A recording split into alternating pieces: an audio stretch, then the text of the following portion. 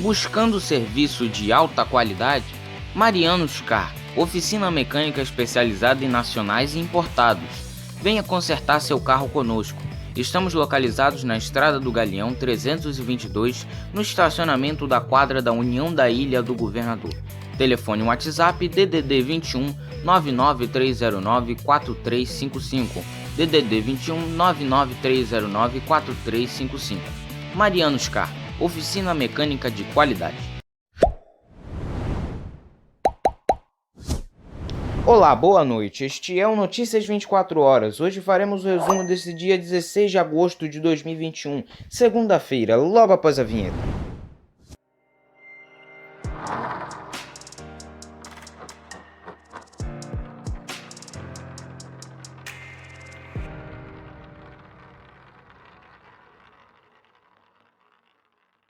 Bem, vamos começar nosso resumo de notícias de hoje, mas já peço no início do vídeo para você deixar o seu like e se inscrever no nosso canal, para que assim a gente aumente nossa comunidade e amplie a maior quantidade de pessoas possível bem informadas e também ajuda com que o YouTube faça a recomendação dos nossos vídeos para demais pessoas. Ative o sininho das notificações para ser o primeiro a saber de tudo o que acontece e compartilhe para outras pessoas ficarem muito bem informadas sobre o que acontece no Brasil e no mundo. Já vamos começar com o número da Covid. Hoje o Brasil registrou 363 mortes por Covid-19 nas últimas 24 horas, totalizando nesta segunda-feira 569.581 óbitos desde o início da pandemia. Com isso, a média móvel de morte nos últimos 7 dias ficou em 839, menor marca desde o dia 7 de janeiro, quando estava em 741. Em comparação à média de 14 dias atrás, a variação foi de menos 12% e aponta tendência de estabilidade. É o quinto dia em estabilidade após um período de 12 dias em queda. Apenas um estado e o Distrito Federal apresentam tendência, o Espírito Santo e o Distrito Federal. Em casos confirmados desde o começo da pandemia, 20.378.986 brasileiros já tiveram o novo coronavírus, com 17.493 casos confirmados no último dia. A média móvel nos últimos 7 dias foi de 28.692 diagnósticos por dia. Isso representa uma variação de menos 15% em relação aos casos registrados na média de 2 semanas, o que indica estabilidade também no número de casos. E já indo para outra notícia, o presidente dos Estados Unidos, Joe Biden, reiterou que o país fez certo em retirar os militares americanos ainda em solo afegão, o que abriu caminho para a tomada do controle do Afeganistão pelo grupo extremista Talibã. Eu mantenho com firmeza minha posição, reforçou Biden em discurso nesta segunda-feira. No pronunciamento transmitido pela TV a partir da Casa Branca, Biden reconheceu que o avanço do Talibã pegou de surpresa o governo americano. Abre aspas, isso tudo realmente se desenrolou mais rápido do que pensávamos. Fecha aspas, admitiu o presidente norte-americano sobre o avanço do Talibã. Cumprindo um plano que se iniciou ainda no governo Donald Trump, os Estados Unidos iniciaram neste ano a retirada dos militares americanos que estavam há 20 anos em solo afegão. Com a saída dos americanos, o Talibã ganhou o terreno sobre as forças oficialistas apoiadas por Washington, até que neste fim de semana o grupo extremista anexou Cabul, a capital afegã. Mesmo assim, Biden defendeu a saída dos militares americanos e indiretamente criticou a falta de reação das forças oficiais afegãs diante da ofensiva talibã. Afinal, a opinião pública dos Estados Unidos era favorável à retirada das tropas, medida apoiada tanto por políticos democratas quanto republicanos nos últimos anos. Ainda nesse assunto, milhares de pessoas invadiram a pista no aeroporto internacional de Cabul nesta segunda-feira e multidões tentaram entrar em aviões para deixar o Afeganistão, agora dominado pelo grupo extremista Talibã. Vídeos mostraram pessoas tentando adentrar aeronaves paradas e subindo em um avião da Força Aérea Americana que estava prestes a decolar. O tumulto deixou mortos e feridos. Ao menos uma pessoa caiu depois de se pendurar na parte externa do avião. As forças americanas assumiram o controle do local e suspenderam todos os voos do aeroporto Hamid Karzai para tentar controlar a situação. O porta-voz-chefe do Pentágono, John F. Kirby, disse que 2.500 fuzileiros navais americanos foram enviados ao local e tropas turcas passaram a ajudar e proteger o aeroporto. A autoridade de aviação afegã afirmou que o aeroporto foi liberado para os militares e aconselhou as companhias aéreas a evitarem o espaço aéreo do país, o que levou as principais delas a desviarem voos já programados. Agora, vindo para o Brasil, a ministra Carmen Lúcia do Supremo Tribunal Federal classificou de graves os ataques do presidente Jair Bolsonaro às urnas eletrônicas e deu prazo de 24 horas para que a PGR, Procuradoria-Geral da República, se manifeste sobre um pedido de abertura de investigação. Em novo despacho, nesta segunda-feira, a relatora estabeleceu o prazo para um parecer do Ministério Público sobre o pedido feito por parlamentares do PT, que leva em conta declarações de Bolsonaro em uma live do último dia 29, na qual questionou a segurança das urnas eletrônicas. Esta é a segunda vez que a ministra cobra uma posição da PGR sobre o caso. No dia 3 de agosto, no último dia 3 de agosto de 2021, perdão, é uma fala dela. Vamos abrir aspas. Em 3 de agosto de 2021, determinei vista à Procuradoria-Geral da República e até a presente data não houve manifestação. Fecha aspas, explicou a ministra. Segundo ela, os fatos narrados nestes autos são graves, de interesse exponencial da República. Mais uma vez abrindo aspas. O manifesto interesse público e superior da nação impõe a observância de prioridade no andamento processual do caso, fecha aspas, escreveu a ministra.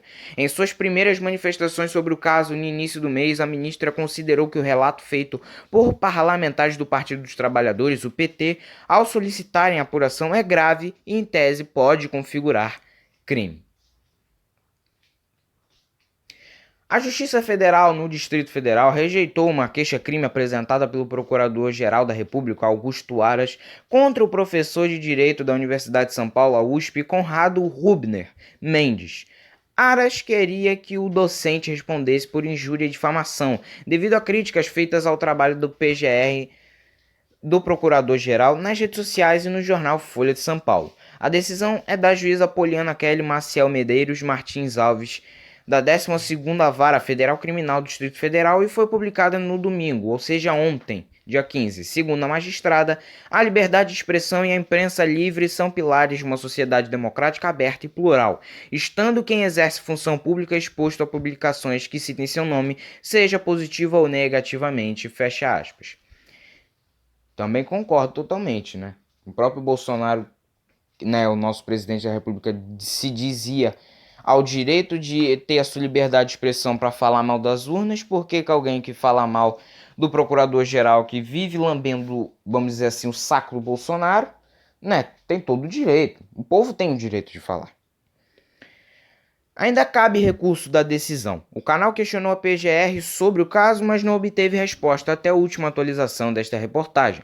A queixa-crime foi apresentada por Aras no fim de maio.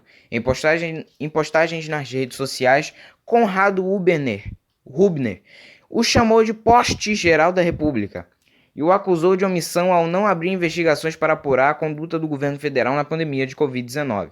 Em uma das críticas, Conrado Rubner escreveu em uma rede social, abre aspas, do poste geral da República é um grande fiador de tudo o que está acontecendo, sobretudo da neutralização do controle do MS na pandemia, fecha aspas. Aras também citou um texto escrito pelo professor no jornal Folha de São Paulo, no qual acusou o Procurador-Geral da República de arquivar investigações contra integrantes do governo Bolsonaro e agir contra a lei. O governador de São Paulo, João Dória, do PSDB, confirmou na manhã desta segunda-feira que a vacinação de adolescentes de 12 a 17 anos começa na próxima quarta-feira.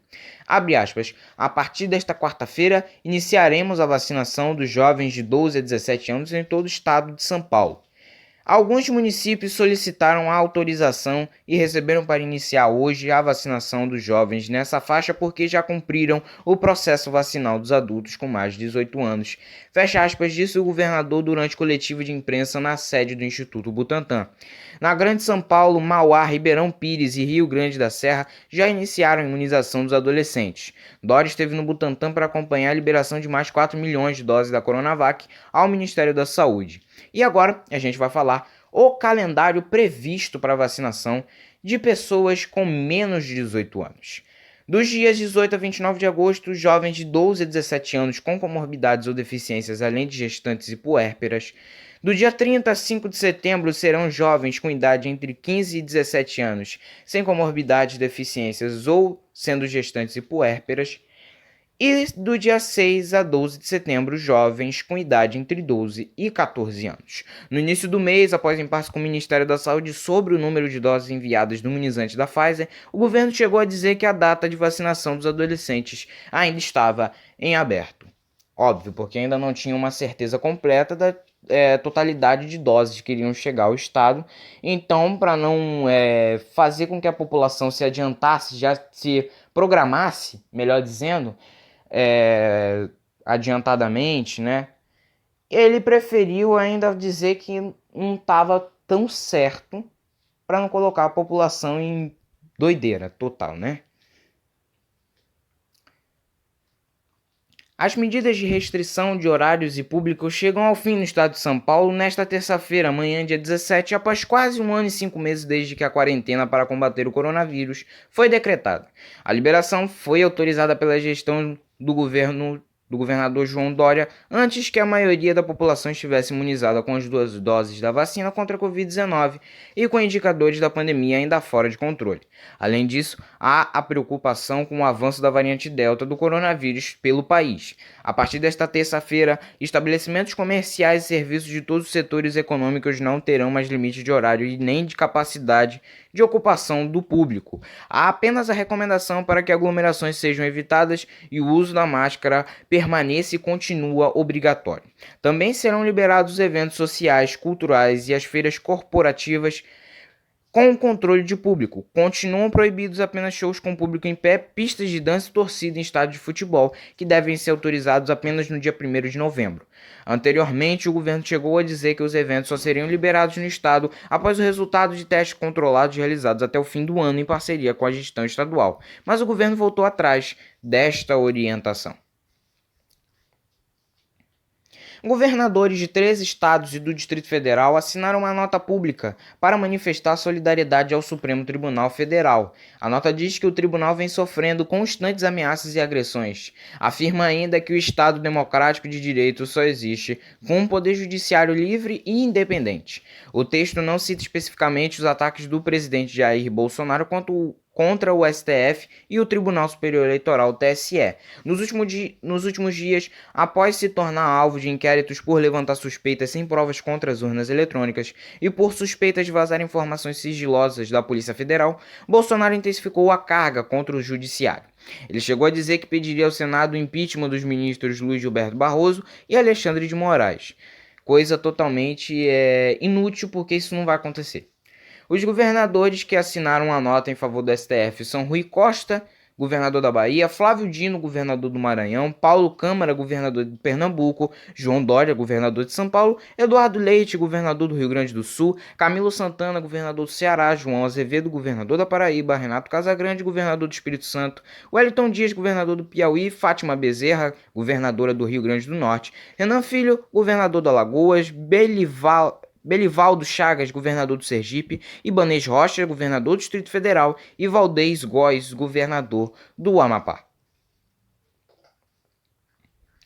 Preocupada com o avanço da variante Delta na capital fluminense, a Secretaria Estadual de Saúde, a SES, do Rio de Janeiro, fará um chamamento público para contratar 150 leitos para Covid, sendo 100 deles de UTI e os outros 50 de enfermaria.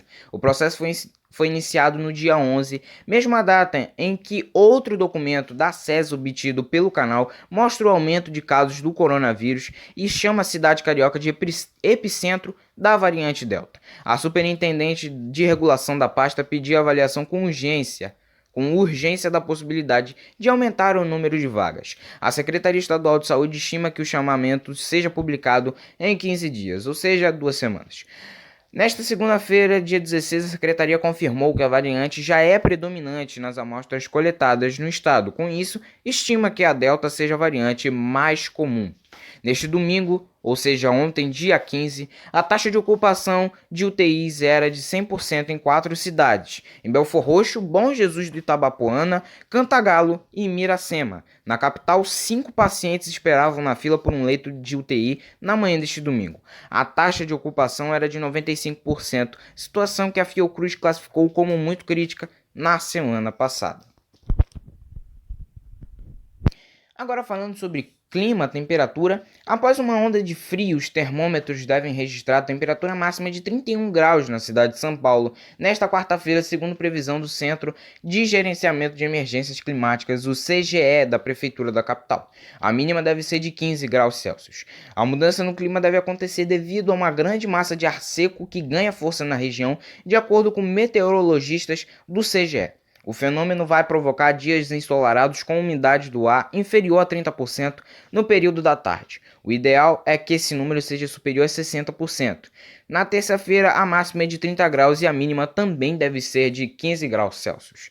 No final de julho, a cidade de São Paulo registrou a menor temperatura dos últimos 5 anos, com 4,3 graus Celsius marcados no Mirante de Santana, na zona norte da capital, segundo a medição oficial do Instituto Nacional de Meteorologia, o INMET.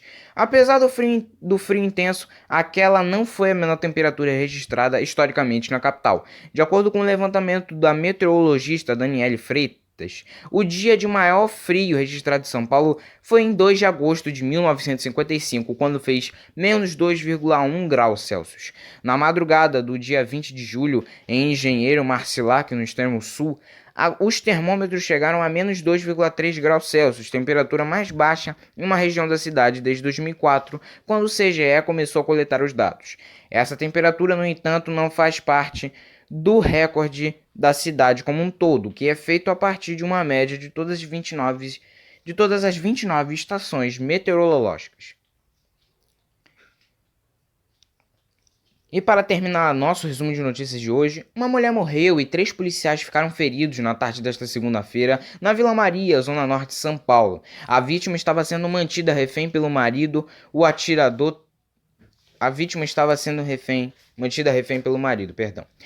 atirador também baleou 3 policiais que ficaram feridos e foram encaminhados ao pronto-socorro. A polícia militar recebeu um chamado por volta das 4 horas da tarde porque um homem estaria mantendo sua esposa como refém em uma casa na Avenida Ernesto Augusto Lopes. Os policiais acionaram o Grupo de Ações Táticas Especiais, o GATE, para negociar com o homem, mas o esquadrão especializado não conseguiu chegar a tempo, segundo o Comando de Operações Especiais da PM. O suspeito atirou na esposa, que morreu no local, e em 3 policiais militares. Os PMs, que usavam escudos, foram feridos nas pernas. Segundo a assessoria de imprensa da polícia, eles revidaram, e o atirador também foi baleado. Segundo o Major Hugo Maeda, comandante do 5º Batalhão, o atirador provavelmente já havia atingido a esposa com um tiro na cabeça quando os policiais chegaram no local. Abre aspas. Havia já informação de disparo de arma de fogo, mas não constava que havia feminicídio ainda. Muito provavelmente ele já tinha atingido a esposa na cabeça, e aí quando os policiais chegaram é que ele não queria se render, fecha aspas, disse Maeda. O comandante explicou ainda que quando as viaturas chegaram no local do chamado, o atirador disse que iria se render. Bem, esse foi o resumo de notícias de hoje. Mais uma vez agradeço a todos que estão colaborando com o crescimento do canal. A você, telespectador e ouvinte de todo dia que acompanha as nossas notícias. Peço mais uma vez aqui no final do vídeo para você deixar o seu like e se inscrever no canal, porque a recomendação é maior. O YouTube recomenda para mais pessoas ficarem muito bem informadas e amplia a nossa comunidade. Também ative o sininho das notificações para não perder nenhum vídeo do nosso canal, ser o primeiro a ficar por dentro de tudo o que acontece. E também compartilhe para outras pessoas ficarem informadas sobre o que acontece no Brasil e no mundo. Mais uma vez agradeço a todos, meu muito obrigado, tenham uma boa noite e até amanhã.